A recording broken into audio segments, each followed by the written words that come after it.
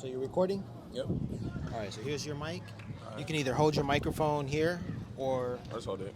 you can connect it, clip it on there. All right. So this is a beautiful sunny day in Los Angeles, isn't it? Yep. So here we are at the beautiful, illustrious Susan Miller Dorsey High School. My name is Larry Wiggs, and I'm recording a podcast here on the playground for IC 109. That's the name of this, Okay. right? IC 109. What does IC10 mean? Or does it stand for? Well, it's just a three-digit number that I happen to see throughout my travels around the globe. Mm-hmm. I would happen to see those numbers and Together or like separate? always like that 109 and not 901, not 109. 109, yeah. And so the reason why that those numbers mean anything to me is because it alludes to my birthday, October 9th. The wow. 10 is 10, and the 9, that's the ninth day. So my thing is, in life we have the power to make things or make anything mean what we want. Yeah. We are creative, and so we can do, with our creations, what we will. Mm-hmm. So, Amir, you are a student at Dorsey High School. Yep. And you're a creative. You're creative, okay? As much as I try to be, at least, All right. But you have a desire to create because I've heard you mention fashion before. Mm-hmm. And so I want to know. I want to. This is going to be a recording for posterity. Okay. You know what that means? I have an idea, but I can't say I know the exact definition. Well, that means what we do today. Mm-hmm. You're going to have a record, in the future that you can always look back on. Yeah. And so anyone can always look back on this time and say, "Oh my gosh, that was Amir before he, created his fashion line." That's for posterity. Yeah. For future generations is really what it means, for future generations. Okay, I get you. So, I was asking you about, After high school. Yeah, after high school, and you mentioned a gap year. Yeah. So, what are your thoughts at this point, at this particular juncture in your life, this time in your life as a senior? As a senior. As a senior at Dorsey High School. Talk to me. Well, at this point in time in my life right now, 17, about to be 18 in June. After high school, when I was younger, I didn't really have much to I didn't really know what I wanted to do after high school. But as I've gone through things and whatnot and fallen more into, into a place of not gonna say who I am, but who I want to become to be, it's all kind of opened up. But after high school, I want to take a gap year. Definitely want to take some time, or I want at least a year. Take that time to I don't know what's going on over there, but So you don't want to rush into anything. no, that's the thing. So I really want to take my time. I want the gap year to be at least, or maybe not. I want to have I'm going to start my brand during the gap year. That's what I'm going to do. But I'm also going to take that time to travel and also work on myself and get rid of some bad habits and other things like that, so I can be I just want to become the person that I want to be. But Okay. I feel before going into college and whatnot, I have to kind of lock in. There's things one thing I struggle with. I know I know a lot of people do too. Is what's the word? It starts with a P. When you want to do something. Procrastination, yeah. And it'd be really hard to just get past that. You'd be oh, I must do this. I'm gonna do this. And these things you want to do. It's one thing to know what you want to do. Yes. Or it's another thing to not know what you want to do at all. Okay. There's another thing to know what you want to do, and another thing to know what you have to do to reach there. And there's another thing of actually just doing it. I've kind of reached a point where I know what I want to do. I know how to get there. I kind of know how to get there. I know how to take the first steps and whatnot. And after that, the path will open up as it goes. Right, right. But yeah, you definitely have to take the initial steps. Yeah. And then you also have to have, perseverance, tenacity, Mm-hmm. because, just doing one thing at one time, it doesn't, all the success isn't going to come. Mm-hmm. And so it's a constant re-engineering. You have to take a step forward. You have to make an assessment of how well you, met your goal, Yeah. and then you have to try again, try again. And what's beautiful is that process of trying is a successful Mm-hmm. process. Every time that you make an attempt, you are successful, even though you may not think, oh, that was my best work, or that's what I wanted. That was the vision. No, that was a success, but then you're just gonna rework it and then continue on. Yeah. So, okay, so you mentioned travel.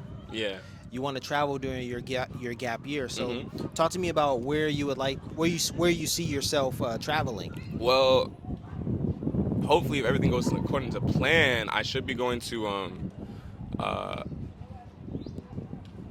Tokyo Oh, and Tokyo and Seoul or Seoul. It's called Seoul, yeah, it's Korea. called Seoul. Seoul. Okay, Yeah, yeah, Seoul, Korea. Um, right after I get out of high school. Soul, like Soul Brothers. Do you have soul? You are a brother. Do you like soul food? I do like soul food. All right, yeah, that's the name of the capital city in South Korea. Yeah. And okay, so you're interested in Asia. Well, that's just a trip that I'm going on. But yeah, I have been interested. I'm not sure if it's something that I'll like be like, oh, I want to be there for like forever or that's not whatever. But I definitely would want to visit. I also want to take that time. Even though I'm only going to like really tour and whatnot, I do want to take that time to like at least get my hands on some like clothes. Maybe if I could go to like some like different uh what's it called? I guess brands and whatnot over there, fashion lines over there, because Japanese denim is like kind of crazy. And I like really want to. That might be something I would do studying abroad, like in Japan, like for a fashion designer or something like that, so I can like get inspiration of myself and also learn and whatnot. Because I've Here's also realized that outside of just creating a brand, because before I didn't want to like actually doing the hand knitting stuff and hand doing myself, but now I realize that there's a lot more to it and what I want to create. Not just having like a brand, but also like making like literal pieces, like fashion statements and whatnot. And okay. I've come to school wearing a few fashion statements, and I like how well, it's a fashion statement. People go, oh wow, that's cool. It's this, that, whatever, blah blah. I'm like, yeah, thank you. But my thing is like, you know, it's one thing to be wearing it, but it's another thing to wear it. I mean, to make it. Okay. And I realized that's something that I gotta like work on. I gotta like learn how to like do a whole bunch of different things so I could like attain that. You know what I mean? Okay, so let me ask you, do you have experience with sewing, making your own garments? No, no, but I have like 3 sewing machines in my house.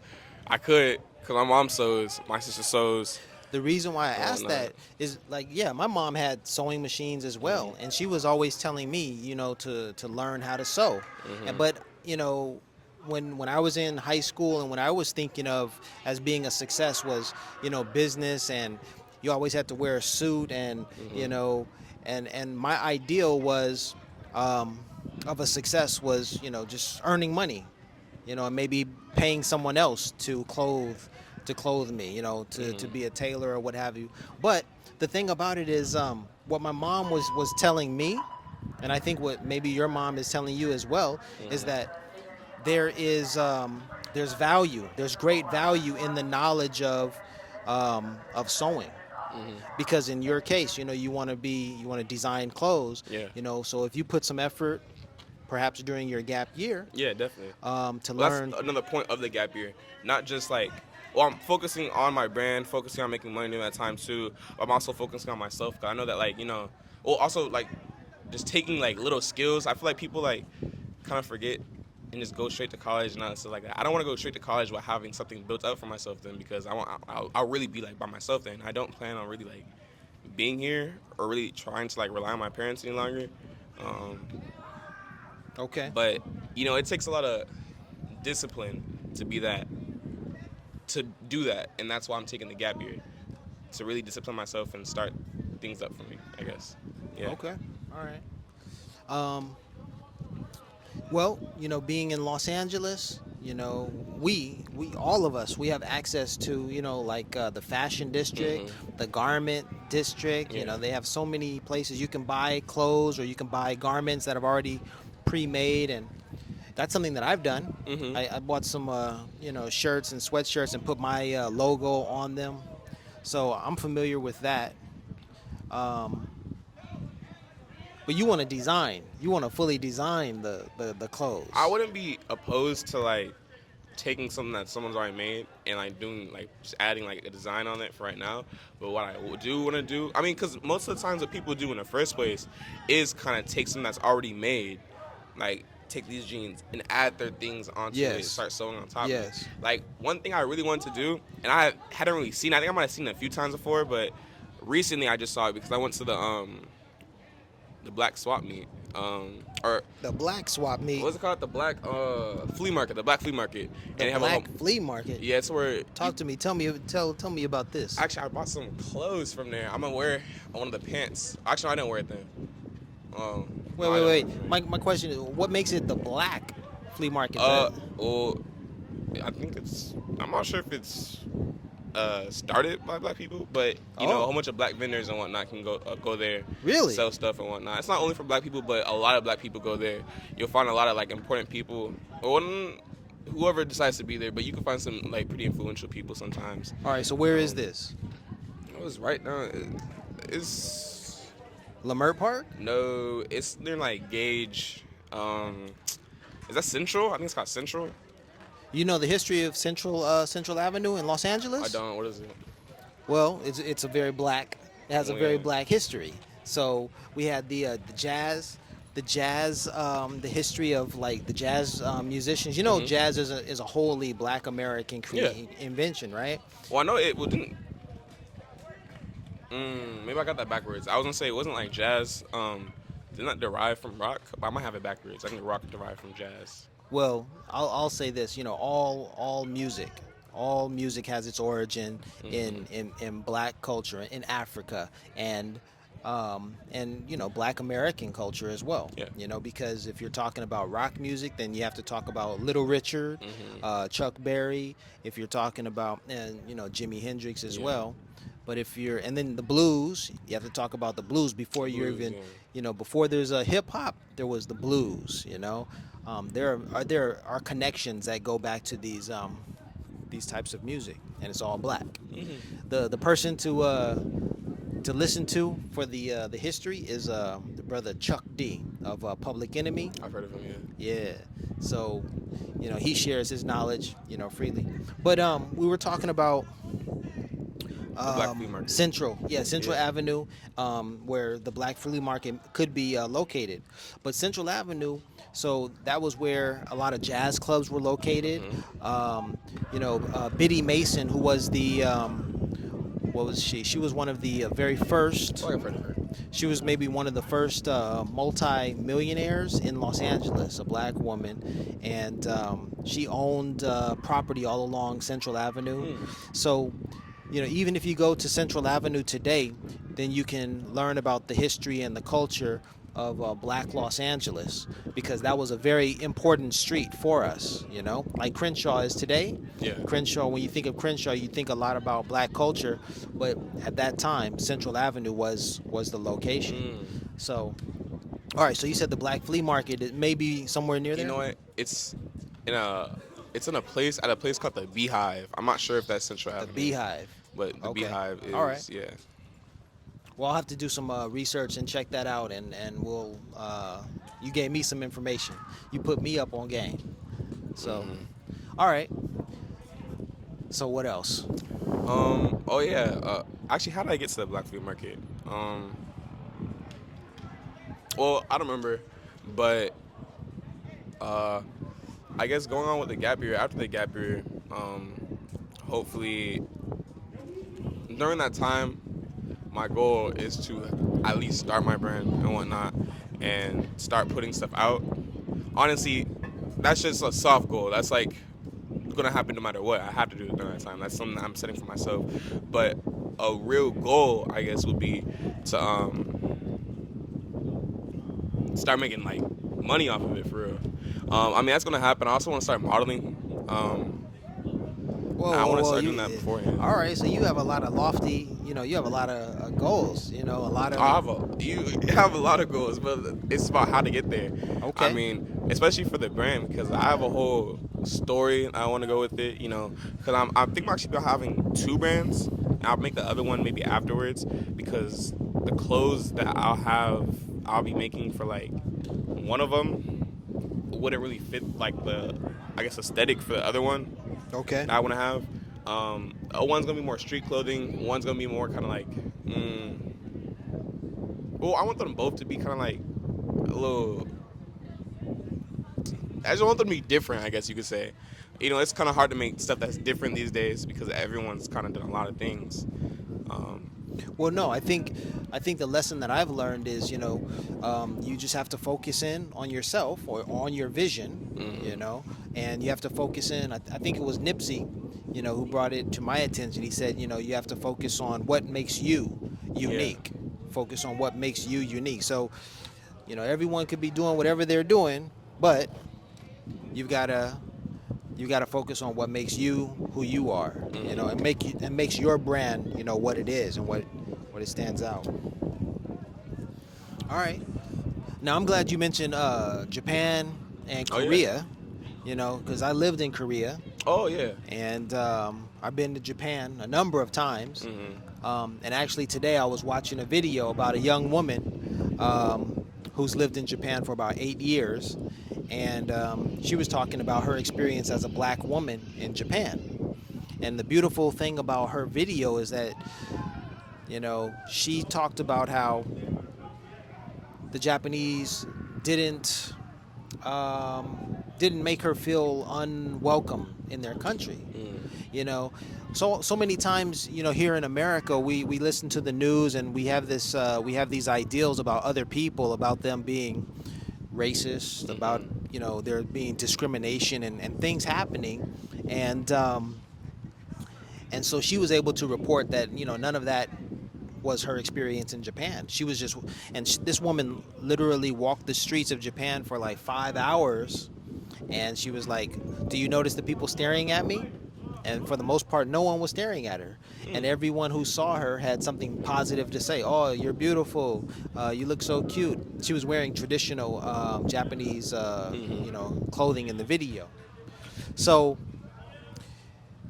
I think, I think we will all, I think you are going to have, a wonderful experience, when you go to Japan and when you experience the culture. But what do you think about that, to contrast, American life and Japanese life? Like in America, would you say that we do get these ideals about racism? You're 17 years old. What's your idea of these racial ideals here in America? Well, I feel like it's definitely different.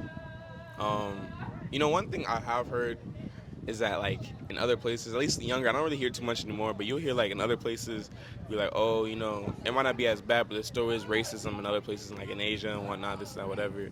But one thing I have learned, so like a skill that I have learned growing up, and it could be like a double-edged sword sometimes, but not necessarily like, well, take everything with a grain of salt in a sense. Like, Okay. don't necessarily believe everything that, or everything that you hear the first time you hear it. Okay. Um, it depends. Like if it's not, because honestly, there's a lot of things I feel like people just take and just be going on with it, but they didn't really do the not the effort, but the research themselves to even like figure out if it was true. So I feel like with like that, a whole bunch of stereotypes in other places and whatnot.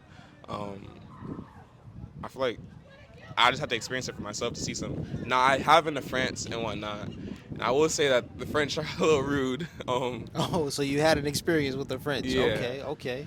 Um, All right. I don't know why that is, but that just they are just a tad bit rude. But I do really like the. I want to go back to France. That was definitely nice. French. Well, I think yeah, France and Italy. Those are the fashion, capitals sort of the world and all. Yeah. All right. All right. Well, let's see. France. There's a particular. See, my thing about travel Mhm. is we're going to embrace other cultures. One of the ways to embrace other cultures is, through learning their customs and their languages and so forth and so on. Um, but when we walk the earth as black people, Yeah. I think that there's an influence, there's a history, there's a presence that we have that goes well beyond our knowledge, because we don't talk about it here. We don't learn about it all the time. But there's an experience that precedes us in many of these countries. I'll give you an example. Um, I went on Ricky Stevenson's Black Paris tours. I think I went on that one. I think I went on that. What? I think I went on that. Ricky Stevenson's Black Paris tour? I don't know about if it was Ricky Stevenson, but I went on a Black Paris tour. And I know it was pretty uh I think it was pretty popular. I think I went on that. Wow. Okay. I went on it too. And Ricky Stevenson, Wait, real quick. Did it talk about the extra three musketeer, or one of the extra musketeers that were black? I think that well, the author of the Three Musketeers was a black. black man. Yeah. Alexander Dumas. There were actually about three or four different Dumas, the father and the sons. But yeah, they absolutely talked about the Three Musketeers because it was written by, Dumas. Yeah. So if you went on that tour, then kudos to you. Yeah. That's surprising to me. Like wow. But what I learned on that tour was the African presence. The name of Paris. Paris is Paris, means the place of Isis, and Isis, is a Egyptian, goddess. But we run around saying Paris as if it means something, French, Yeah. when it has its origins in Egypt. There's a lot of things that we just say and whatnot, or words that have been changed through, I guess, time and whatnot, that kind of have their origin in other places. Especially a lot of things like, if I remember correctly, even the swastika wasn't originally like Right, what right, it was. right. That's a symbol of peace. Yeah, exactly. That has been appropriated. That was appropriated by the Nazi Party to mean something evil and bad. But it's always been a symbol of peace. So. I was supposed to take well, I'm not sure if I'm still gonna do it, but I was supposed to be taking a trip to Egypt actually. I think in October, but I might end up doing that later on. Well, whenever you travel, whenever you do it, then they say travel is the one thing that you buy that doesn't lose value. I think, honestly, I feel like a lot more people, just looking at people like now, because I can't say I am pretty well traveled. Although I don't travel like every year, but I've traveled and I've been to a few places. And looking back, I can definitely say that depending on where you are and where you go, if you actually go travel places and are not just like inside tourist areas, it does humble Right. you as a person. Sure. I think that like a lot more people wouldn't have the same mentality as they usually do if they were more traveled in a sense. In different places. But that's just, Absolutely. I don't know. Now, how about within California? Like wherever I traveled in California. Yes. Um, I've Or Los Angeles? Los Angeles. I've never been around everywhere in Los Angeles. Especially because I used to take the bus everywhere, so I just travel places. It's crazy because my middle school was in Glendale. You been And- to Glendale? I used to have to take the bus to Glendale, Oh, the metro, wow. because Wow. I would always miss the school bus. What were you doing missing the school bus? You I had to wake up at 5. Oh, wow. Wow. Yeah, yeah. Oh, I had to wake up before that. I had to get at the bus stop at 5:10 because it Right. would take us like 2 hours to get from. I forgot what school that is, but And it's- how long did you do that? I was like in 6th grade. I was like 11, something like that. So I did that for like a Wow. while. No, I started doing that 12th grade, and then not 12th grade. when I was 12. So like at 7th grade, 8th grade, and I think a few times in 6th grade. But in 6th grade, I was taking the bus. Seventh Wow. grade, I was taking the bus sometimes, but when I wasn't, I was taking that metro. And then All 8th grade, that's when I really started taking the metro. Wow, up as early as or up earlier than 5 in the morning to get to the bus or to the metro station for 5:10. Wow. All right, man. Man, I wasn't getting up that early. I don't think I've ever gotten up that early to Well, go to school. We were bused. I was well, no, I bused. was bused too. I'm saying, but if I missed the school bus, which I usually would, I would have to take the metro, and then the metro would take like another hour. So I would get up early and I'm missing the bus because sometimes they don't be waiting. No, And I'm not. then yeah, I'm just saying, that takes discipline. That takes discipline, and that also, um, yeah. Kudos. Take my hat off to you, man. A young man jumping on the metro alone, going long distances. Here's something to think about. When I was in Korea, I learned about the young Koreans who would leave home 8 or 9 years old. Their families would send them to completely different countries. Oftentimes, they would send them from Korea to Canada, oh wow, and they would live with families in Canada to learn English. You know, so just learn English. just to learn English, to be competitive in this world, to be Mm. competitive, and around the world, people are making sacrifices for their, children, just so they can do what we're doing right now, to speak in this language. So we are very privileged. We're in a very privileged position to be in America, Yeah. of all countries, and to be, when I moved to Korea, they gave me the title of a native English speaker because all of my education was in English, from kindergarten all the way through 12th grade and then to through college, all in English.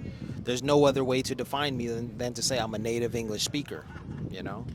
That's the same thing with you. That's the same thing with many of us. And so when you leave America, then you discover the privilege that comes with that, because there's so many people who are So many places that speak English. so many people who are far removed from America, who want to be here and who want to communicate, in English. So don't take that for granted, you know. So yeah, I it's think it's still important to learn other languages too, though. absolutely. Absolutely. That's part of the humility that you mentioned.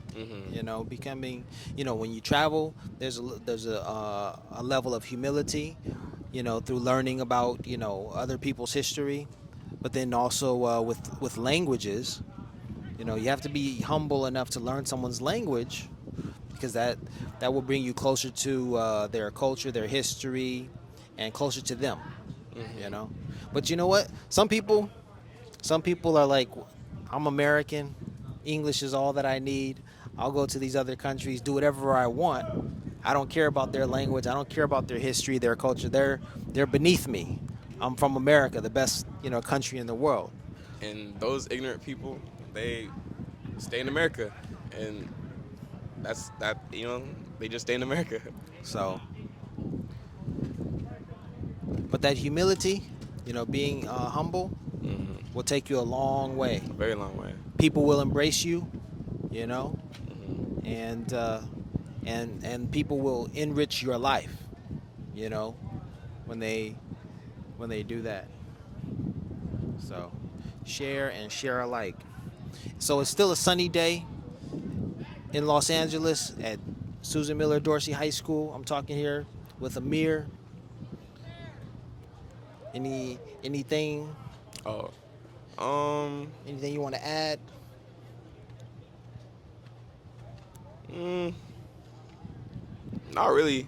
If I don't know. Again, this is for, posterity, you know. So you record this today, a week, month, years from now, you can come back and say, "Hey, I remember I recorded that." I have a recording that I made. It was a school project. Mm-hmm. I did it. I think I was in middle school, and I had my own radio station. And my cousin and I were talking like this, and we were recording. And I can go back and listen to that and just like, I'm sort of embarrassed by it, but it's a record of that time, you know. Mm-hmm. So, and I have that. So that's what's up. Yeah. I think it's nice to leave things for the for the future.